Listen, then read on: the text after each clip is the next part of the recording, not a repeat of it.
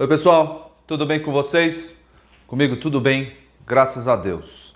Vocês estão preparados para conhecer um pouco mais o Senhor Jesus?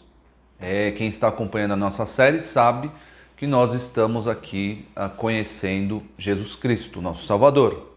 Nós já estudamos aí muita coisa acerca dele, hein? Bastante coisa. Já são 6 ou 8 aulas sobre Jesus já, nessa nova série Conhecendo Jesus. Porque o nosso objetivo aqui é que sejamos iguais a Ele. Esse é o nosso objetivo nesta terra, é ser iguais a Jesus. Porque agora servimos o nosso Senhor e Salvador. Aquele que salvou a nossa alma, salvou o nosso corpo, salvou o nosso ser por completo. Então o que nós devemos fazer agora? Nos santificar. E como fazemos isso? Imitando a Jesus. E para imitar Jesus, o que precisamos fazer? Ser como Ele, não tem outro jeito. Porque Ele foi sem pecado, porque Ele é o Cordeiro de Deus sem pecado. E nós precisamos imitá-lo de modo a reconhecer a sua soberania e o seu senhorio sobre nós. Se Jesus Cristo é meu Senhor, eu faço o que Ele quer, tá bom? Se vocês já entregaram a vida de vocês a Jesus, se vocês já aceitaram Ele como Senhor e Salvador, vocês devem obedecer a Jesus. E para obedecer a Jesus, precisa conhecê-lo. O que Ele disse, o que Ele mandou, o que Ele falou que gosta, o que Ele falou que não gosta, tudo isso. Então, por isso que estamos caminhando aí na vida de Jesus, beleza? Eu quero que vocês não entendam tudo isso que estamos falando como teologia morta, porque a teologia não é morta. A teologia, o conhecimento que nós obtemos aqui nas Escrituras, vai servir para nos fortalecer. Sim, nós vamos ver isso acontecendo na vida de Jesus na outra aula, na próxima aula. Por enquanto nós vamos falar sobre o nascimento de Jesus, mas vamos ver que a sabedoria, Jesus crescia em sabedoria e isso o ajudava a se fortalecer. Tá bom? Vamos entender um pouco melhor isso na próxima aula, mas isso vai acontecendo conosco. Quando eu aprendo lá o que Jesus estava fazendo antes do mundo, Jesus estava criando tudo. Por meio de Jesus tudo foi criado e para Jesus tudo foi criado. Tudo isso compõe aí um conhecimento que vai me fortalecer a ser um crente melhor, a abandonar os meus pecados, a seguir nos caminhos retos da justiça, os caminhos santos de Deus. Tudo isso. Não adianta eu só saber, Jesus quer que eu não minta. Tá bom, realmente Jesus fala para nós não mentirmos, porque o pai da mentira é o diabo. Mas não basta só isso, eu preciso conhecer a Jesus por completo, porque Ele é o Senhor da minha vida. Eu devo fazer o que Ele manda, tá bom? E hoje nós vamos chegar finalmente no nascimento de Jesus. Eu não vou ler com vocês aqui, não vou ler o relato do nascimento todo, porque vocês podem abrir a Bíblia de vocês no livro de Mateus ou no livro de Lucas, desses dois evangelhos. Nos dois evangelhos é que contém o relato do nascimento de Jesus. No evangelho de Marcos não tem e no evangelho de João também não tem.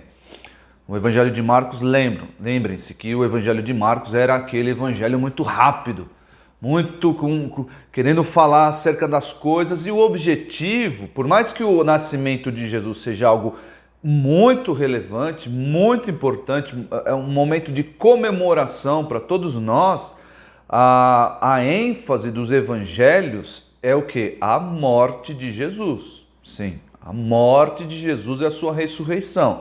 Essa é a ênfase. Por quê? Porque o ápice do ministério de Jesus é esse, é a sua morte no nosso lugar. Para isso que ele veio ao mundo. Ele se encarnou, a sua encarnação se deu ali em Maria, ele nasceu, mas o ápice, o momento mais importante do seu ministério, da sua encarnação, foi o quê? Foi a sua morte na cruz e, posteriormente, depois de 3 dias, a sua ressurreição, tá bom?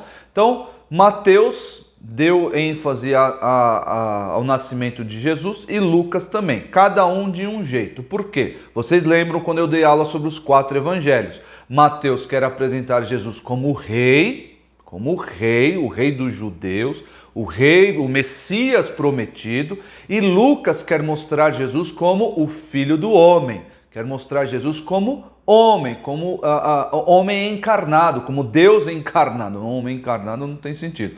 Como Deus encarnado, como homem, o Deus homem, o Filho do homem, tá bom? Então tem essas distinções, essas ênfases, então nós vamos caminhar aí e mostrar para vocês. Então, eu não vou ler e tampouco vou explicar acerca do relato do nascimento, por assim dizer. Não vou falar sobre a manjedoura, sobre o menino lá enfaixado nas faixas. Se você quiser saber, leia. Quiser conhecer como Jesus nasceu, leia, tá bom? No entanto, eu vou caminhar com vocês apontando para 3 personagens que nós não damos muita atenção no relato do nascimento de Jesus. 3 personagens. O primeiro personagem que eu quero apontar para vocês, quero enfatizar aqui para vocês, são os magos. São os magos. Ah, pastor Isaac, são os 3 reis magos. Opa, vamos começar por aqui. A Bíblia não fala que foram 3, não fala que eram reis, a Bíblia só fala que eram magos. Se você abrir a sua Bíblia em Mateus no capítulo 2, no versículo 1, você vai ver a Bíblia descrevendo esses homens. Tendo Jesus nascido em Belém da Judéia, em dias do rei Herodes, eis que vieram uns magos do Oriente a Jerusalém. Magos do Oriente.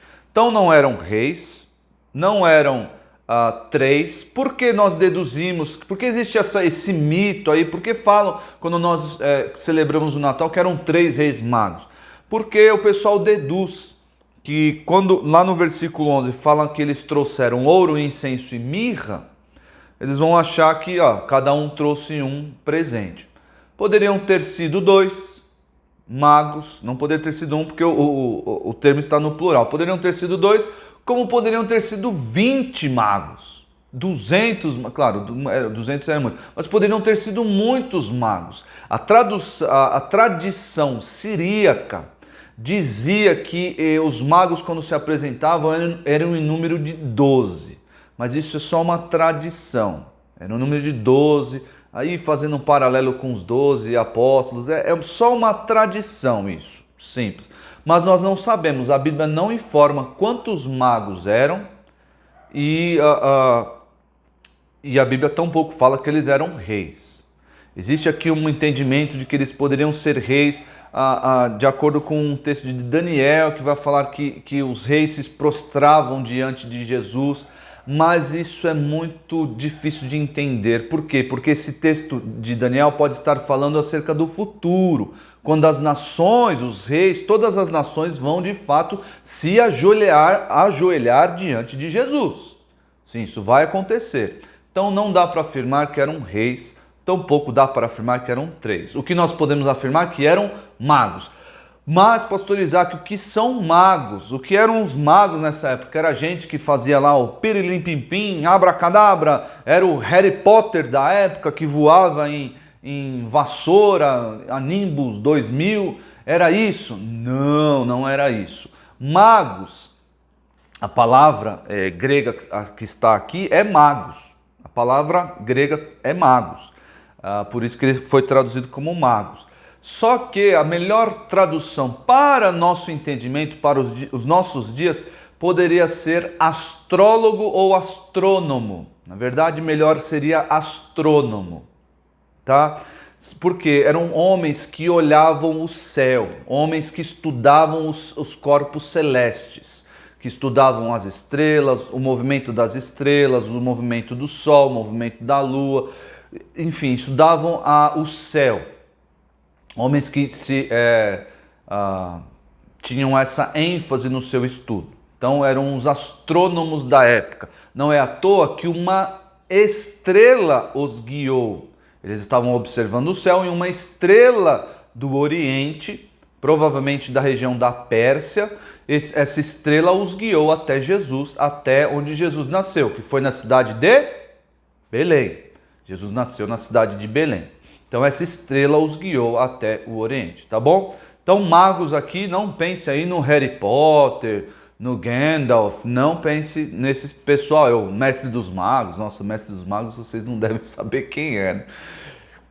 os mais antigos aí que me assistem devem saber. Mas não é esse povo aí que faz magia, não é. São os astrônomos, tá bom? Os astrônomos que observavam o movimento dos astros, das estrelas, da lua, do sol, enfim, das coisas que aconteciam no céu, beleza? Esses eram os magos. Mais uma vez, não esqueça que tira essa ideia de que eram 3, poderiam ser muito mais. E ouro, incenso e mirra, vou falar daqui a pouquinho sobre o que era ouro, incenso e mirra. Mas o que Mateus quer enfatizar aqui, porque nós temos em Mateus o relato desses homens, de magos vindo visitar Jesus. E nós temos em Lucas outros personagens. Então, nenhum fala acerca dos mesmos. Nós não temos o mesmo relato em Mateus, tampouco temos o mesmo relato em Lucas. Cada um vai dar a sua ênfase. Lembre-se, o que Mateus quer criar, o que Mateus quer enfatizar? O Rei Jesus. É assim, o Rei Jesus. Então esses magos não eram pessoas simples, eram homens importantes. Por quê? Porque eles chegaram diante da presença do rei Herodes. Sim. E olha só o que eles perguntaram acerca de Jesus. No versículo 2 de Mateus 2. Onde está o recém-nascido rei dos judeus? Onde está o rei dos judeus? Eles vieram para quê? Para adorar o rei dos judeus. Sim, ouro, incenso e mirra não eram presentes baratos. Não é aí a roupa, não era algo barato que você compra aí para qualquer pessoa, não. Se você fosse dar um presente para o presidente da República, para a rainha da Inglaterra, o que você daria? Provavelmente um presente caro, um presente de pomposo. E ouro, incenso e mirra eram presentes muito caros, muito caros. Nem todas as pessoas tinham isso à disposição para poder dar, para poder ofertar. Pouquíssimas pessoas tinham isso. E pouquíssimas pessoas eram presenteadas com isso. Só pessoas importantes, autoridades importantes, reis eram presenteados com isso. Se você olhar na sua Bíblia, no primeiro livro dos Reis, no capítulo 10, primeiro livro dos Reis, no capítulo 10, os versículos 1 e 2, você vai ver que a rainha de Sabá veio visitar Salomão. Sim, Salomão era um grande rei, o maior rei de Israel que já teve na época dos reis de Israel. E o rei Salomão recebeu presentes da rainha de Sabá, muitos presentes, presentes caros. Ela trouxe ali presentes caros para quem? Para o rei Salomão. Então aqui fica evidenciado aqui que eles estavam de fato atrás de um rei. Por quê? Porque Mateus quer mostrar isso. Olha só, os magos vieram atrás do rei Jesus, do rei dos judeus. Porque vimos a sua estrela no Oriente e viemos para adorá-lo. Mas existia uma consciência na mente desses magos de que Jesus não era somente rei, porque os reis não deveriam ser adorados. A cultura judaica, mesmo a cultura fora ali, periférica a Israel, entendia que somente deuses deveriam ser adorados. Peraí, os magos vieram adorar Jesus? Sim, porque eles tinham consciência de que Jesus também era Deus. Olha só, o menino Jesus, aquele bebezinho pequenininho, deveria ser adorado como Deus, porque ele de fato era Deus. E isso é muito importante para a nossa vida, isso é muito importante para o nosso entendimento acerca do que é o Evangelho. Se eu não reconhecer que Jesus é Deus, eu não sou crente. Não sou crente. Se você que está me ouvindo não reconhece que o Senhor Jesus é Deus, você não é crente.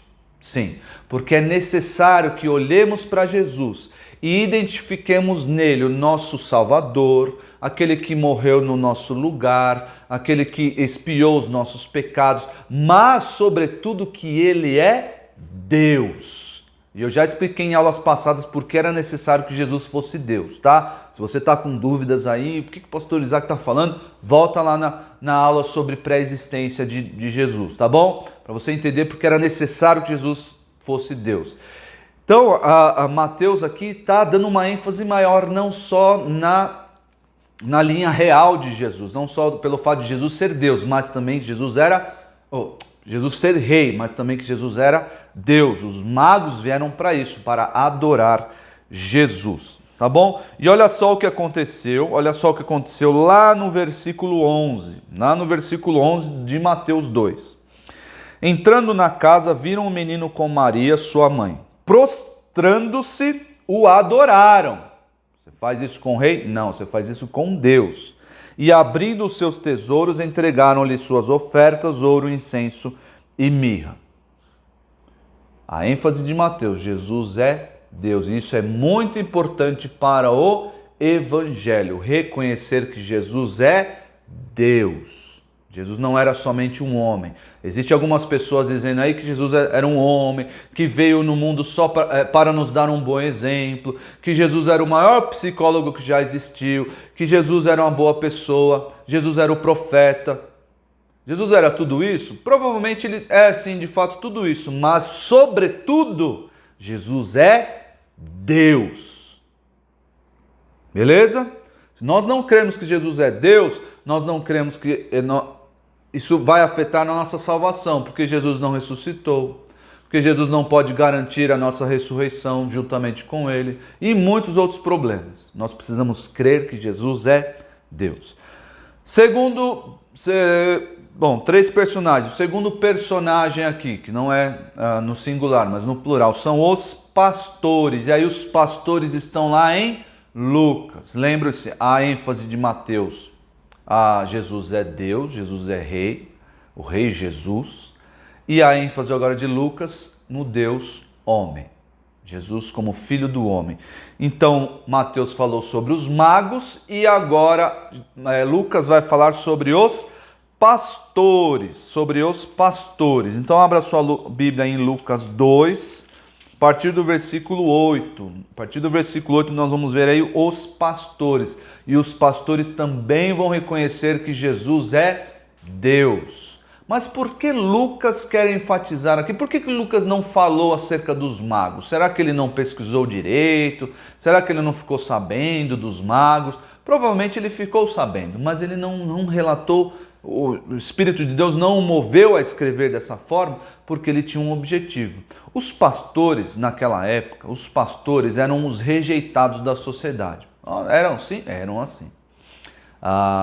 Quando você fala em pastores, os pastores tinham uma má fama na comunidade de Israel. Os pastores eram meio que os rejeitados da sociedade. Por quê? Porque eles tinham fama de serem desonestos.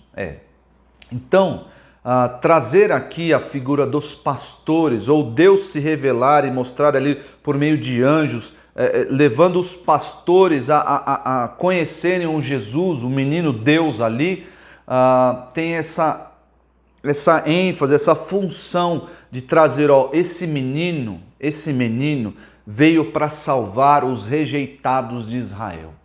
Sim, essa conexão. Olha só, os pastores rejeitados pela comunidade, rejeitados ali pela sociedade israelita, esses homens foram alvos ali da revelação de Deus, os anjos falando com eles, e eles foram ver e adoraram o menino Jesus, o menino Deus.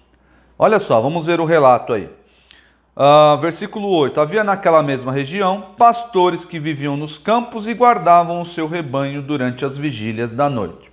Então eles provavelmente estavam ali alternando a noite. Um dormia enquanto o outro vigiava e aí eles revezavam. Aí no versículo 15. E ausentando-se deles os anjos para o céu, diziam os pastores uns aos outros: vamos até Belém e vejamos os acontecimentos que o Senhor nos deu a conhecer. Foram apressadamente e acharam Maria e José e a criança deitada na manjedoura. E vendo, divulgaram o que lhes tinha sido dito a respeito deste menino. Olha só, eles foram, confirmaram a palavra do anjo, que o anjo lhes dissera, e o que eles fizeram imediatamente? Começaram a evangelizar. Os primeiros evangelistas aqui, olha só. os pastores, os primeiros evangelistas, viram o menino Jesus e já saíram de lá evangelizando, falando acerca das boas novas, que vamos ver daqui a pouquinho, que aparece nesse texto aí. As boas novas, o evangelho. Saíram dali evangelizando, crendo em tudo que os anjos, que o anjo havia lhes dito, e saíram dali evangelizando. E olha só o versículo 20. Voltaram então os pastores, glorificando e louvando a Deus por tudo que tinham ouvido e visto, como lhes fora anunciado. Então eles reconheceram ali que o Messias havia nascido, que o menino Deus estava, enfim, entre nós, e começou ali o Evangelho. O Evangelho estava ali, nascido na pessoa de Jesus, as boas novas. E que boas novas são essas? Nós vamos conhecer isso no nosso terceiro personagem, que são os anjos. Então eu dei ênfase em 3 personagens, os magos de Mateus, os pastores de Lucas e os anjos ainda em Lucas, porque os anjos apareceram aos pastores. E o que um anjo, na verdade, um anjo falou para os pastores, depois apareceram uma horde de anjos, uma grande milícia de anjos, um coro de anjos cantando algo muito especial inclusive para nós. Olha só, se você acompanhar em Lucas 2, vocês vão ver a partir do versículo 9. E um anjo do Senhor desceu aonde eles estavam, onde os pastores estavam, e a glória do Senhor brilhou ao redor deles e ficaram tomados de grande temor. Tá, claro, imagina, você está à noite e aparece uma luz incandescente, fortíssima, você vai ficar amedrontado. Mas olha só, o anjo, porém, lhes disse: não temais, olha só, não fiquem amedrontados. Eis que vos trago boa nova de grande alegria. Olha só a palavra euangelion aparecendo aqui. O que é essa boa nova? É o evangelho. E o que é o evangelho? Ele vai explicar, olha só. Que será para todo o povo. Boa nova de grande alegria que será para o todo o povo. É que hoje vos nasceu na cidade de Davi. Por que é importante saber que era na cidade de Davi? Porque Jesus era da descendência de Davi. Importante saber. O Salvador, que é Cristo o Senhor. Aqui apontando para a divindade de Jesus. Não foi só um menino que nasceu, qualquer menino que nasceu. Foi Cristo o Senhor. Esse é um título comum atribuído a Deus. Deus o Senhor. E isto vos servirá de sinal. Encontrareis uma criança envolta em faixas e deitada em uma manjedoura. E olha só o que acontece no versículo 13. Subitamente apareceu com um anjo uma multidão da milícia celestial, louvando a Deus e dizendo: glória a Deus nas maiores alturas, paz na terra entre os homens. Olha só aqui a mensagem do Evangelho. Jesus nasceu para trazer o quê? Dentre outras coisas, paz entre Deus e os homens. Esse aqui é a mensagem do Evangelho. Jesus nasceu, está lá o menino, essa boa nova de grande alegria. Nós poderemos, por meio deste menino, ter paz com Deus. Sim. E os anjos cantaram isso. Glória a Deus nas maiores alturas e paz na terra entre os homens. Aqui a tradução literal, provavelmente você tem uma aí na sua casa, a paz na terra entre os homens de boa vontade. Essa tradução não é muito boa. Aqui a tradução da RA é um pouco mais próxima aí do entendimento, da interpretação correta. Paz na terra entre os homens a quem Deus destina o seu favor. Sim, todas as pessoas do mundo têm paz com Deus? Não. Somente aqueles a quem Deus destina o seu favor. Somente aqueles para quem Deus olha e estende a sua mão e vivifica. Por meio de quem? Por meio desse menino que nasceu. Por meio de Jesus. Nós agora temos paz com Deus. Olha só que legal, tanta coisa acerca do nascimento do nosso Salvador, hein? Foi se a gente pudesse ver num vídeo o período da história eu acho que eu escolheria um desse, o nascimento de Jesus. Escolheria o nascimento de Jesus, a morte de Jesus na cruz e a sua ressurreição, porque foram momentos assim de grandes milagres. Deus estava calado durante 400 anos e aí do nada ele começa a falar por meio de anjos. Anjos trazendo ali boas, nós falando com José, falaram com Maria, agora falaram com os pastores. A estrela do Oriente guiou os magos. Olha só quantos milagres. E o próprio nascimento virginal de Jesus sendo aí o maior milagre. Quanta coisa esplêndida aconteceu naquela noite em que o menino Jesus nasceu. Muito legal, né? E o versículo que vocês têm que decorar e me mandar é Lucas 2, 10 e 11. Lucas 2, 10 e 11. O anjo, porém, lhes disse: não temais, eis que vos trago boa nova de grande alegria, que será para o todo o povo. E é que hoje vos nasceu na cidade de Davi o Salvador, que é Cristo o Senhor. Até rima, hein? Em português. Tá bom? Me mandem o áudio ou o vídeo desse versículo e um lembrete para vocês. Um lembrete. As provas acerca da série de Elias e Eliseu estão ficando prontas. Na verdade, é uma prova só, né? Provas, se eu estivesse aqui na classe com vocês. Mas a prova acerca de Elias e Eliseu está ficando pronta, vai ser liberada no domingo, dia 8 de novembro. Dia 8 de novembro eu vou liberar essa prova e vocês terão algumas regras para fazer. Quais são as regras? Eu tenho tempo aqui para falar quais são as regras. Vocês vão ter o mês de novembro inteiro para fazer a prova e me entregar. Ah, então eu tenho aí 30 dias. Não, não é assim. Você terá 2 horas para fazer essa prova, sem consulta. Olha só, pastor Isaac, não pode consultar nem a Bíblia. Pode consultar só a Bíblia. Só a Bíblia, sem comentário, uma Bíblia sem comentário, uma Bíblia seca, só o texto bíblico. Você pode consultar. Então você vai ter 2 horas para fazer essa prova. Você começou, você não pode parar a prova, amanhã eu continuo, depois eu continuo. Não pode ser assim. Você começou a prova, você tem 2 horas para fazer essa prova, tá bom? Eu conto com vocês, com a honestidade de vocês. Vocês são crentes, tá bom? Vocês são crentes. O crente não pode mentir, não pode ser desonesto. Então eu conto com a honestidade de vocês. Então é 2 horas para fazer essa prova e aí vocês me enviam, pode digitalizar, me mandar foto com as respostas de vocês, tá bom? Então se preparem, essa prova vai ser liberada no dia 8 de novembro, vocês vão poder me entregar até o dia 30 de novembro, tá joia? Pessoal, que a gente vai voltar aqui com o departamento infantil no dia 8, eu dou mais detalhes, mas os detalhes na verdade são esses, tá bom?